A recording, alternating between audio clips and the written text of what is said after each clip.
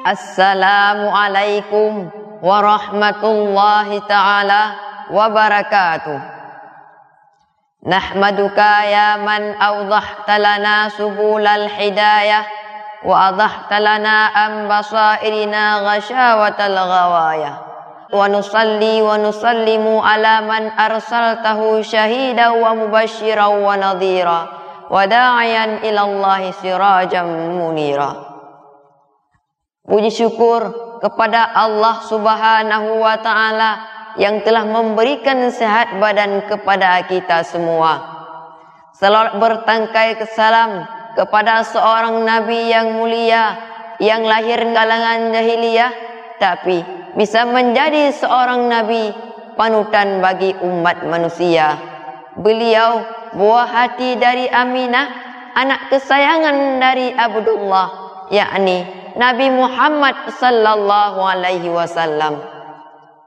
Saudara-saudara sekalian seiman dan seagama, pada kesempatan ini saya akan mensyarahkan sebuah syarahan yang berjudul Menuntun Ilmu. Saudara-saudara sekalian yang dirahmati Allah, Nabi pernah bersabda, talabul ilmi faridatun ala kulli muslimin wal muslimat. Menuntut ilmu diwajibkan di atas muslim, baik laki-laki maupun perempuan. Kita selaku manusia dengan manusia yang lainnya pasti memiliki derajat yang berbeda. Ada yang derajatnya lebih tinggi dan ada yang derajatnya lebih rendah. Jika kita seorang yang berilmu agama, patuh terhadap guru, setiap hari membaca buku tanpa merasa malas dan malu, itulah orang-orang yang derajatnya lebih tinggi. Namun saudara-saudara sekalian, jika kita seseorang yang hatinya penuh dengan kejahilan, hobinya mabuk-mabukan, lalai dalam limbah kemungkaran, itulah orang-orang yang derajatnya lebih rendah daripada binatang. Kenapa saudara? Laulal ilmu lakanan nasu kal bahaim. Manusia yang tidak punya ilmu sama seperti binatang. Karena hadirin, dalam kitab Ta'alimul Muta'allim pernah dijelaskan bahwa orang-orang yang tidak punya ilmu sudah dianggap mati sebelum dia mati. Walaupun dia seseorang yang hartanya berjuta-juta, kawan di mana-mana sedunia, tapi dia kekurangan hanya satu, yaitu tidak punya ilmu pengetahuan.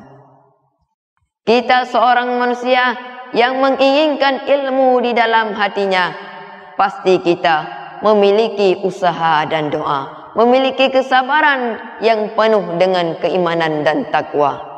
Karena Nabi pernah bersabda, man aradat dunya fa'alaihi bil ilmi, wa man aradal akhirah fa'alaihi bil ilmi, wa man aradahuma fa'alaihi bil ilmi. Barang siapa yang menginginkan dunia, ia harus membutuhkan kepada ilmu. Dan barang siapa yang menginginkan akhirah, dia harus membutuhkan ilmu. Dan barang siapa yang membutuhkan dunia dan akhirah, dia punya ilmu. Maka hadirin, ilmu sangat penting bagi semua manusia. Karena dengan ilmu kita tahu mana yang hak dan mana yang batil, mana yang harus dikerjakan dan mana yang harus kita cegahkan. Maka hadirin, hakikat ilmu terdiri dari 3 huruf. Yang pertama huruf Ain, artinya ketinggian. Kita dalam mencari ilmu pasti merasa yang namanya kepedihan. Tidak semua orang yang punya ilmu itu tidak merasakan kepedihan di waktu dulu. Karena berakit-rakit kuhulu, berenang-renang kemudian, bersakit-sakit dahulu, bersenang-senang kemudian.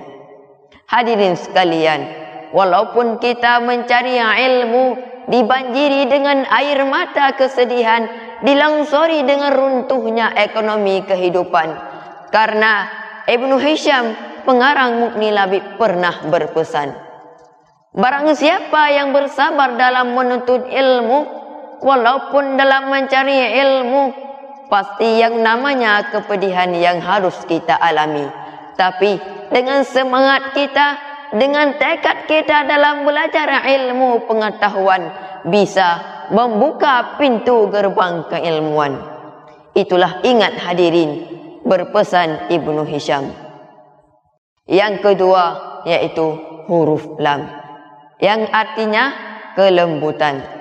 Maka kita hadirin, seseorang yang berilmu ini, yang memiliki akhlak terpuji, tutur kata yang kita ucapi, perilaku yang kita tampaki kepada masyarakat semuanya, maka dengan kelembutanlah kita seorang yang berilmu ini, maka manusia akan mengangkatkan derajat kita semua. Yang ketiga yaitu huruf mim, simbol dari Malik, artinya kerajaan. Kita seorang yang berilmu ini dan bersifat dengan kelembutan, maka masyarakat semuanya akan mengangkatkan kita sebagai pimpinan. Walaupun kita seseorang yang hitamnya melebihi dari orang Afrika, yang uangnya kekurangan daripada orang Amerika, tapi dengan ilmu pengetahuan yang kita miliki, dengan kesabaran yang timbul dalam dada kita dalam mencari ilmu, tapi semua itu tetap sirna di mata, karena usaha kita, kesabaran kita dalam mencari ilmu, bisa tercapai apa yang kita cita-citakan. Kita seorang manusia ini yang masih berproses dalam mencari ilmu, jangan pernah timbul dalam dada kata-kata menyerah, tapi ikutilah kata-kata pepatah, ijtihad wala takasal wala takun ghafilan fa innan nadamata lil mukassal. Bersungguh-sungguhlah, jangan malas dan jangan lalai, karena resiko penyesalan hanya bagi orang yang malas. Man salaka tariqan yaltamisu fihi ilman sahhalahullahu lahu bihi tariqan ilal jannah. Barang siapa yang menempuh jalan dalam rangka menuntut ilmu pengetahuan, maka Allah akan menuju jalan menuju surga baginya. Walaupun hadirin, cobaan yang kita hadapi dalam menuntut ilmu pasti sangat pedih. Namun dengan kesabaran yang kita miliki, usaha yang kita capai setiap hari, maka dengan semua itulah yang bisa membuka pintu gerbang keilmuan di masa yang akan datang. Wabillahi taufiq wal hidayah, waridha wal inayah. Assalamualaikum warahmatullahi ta'ala wabarakatuh.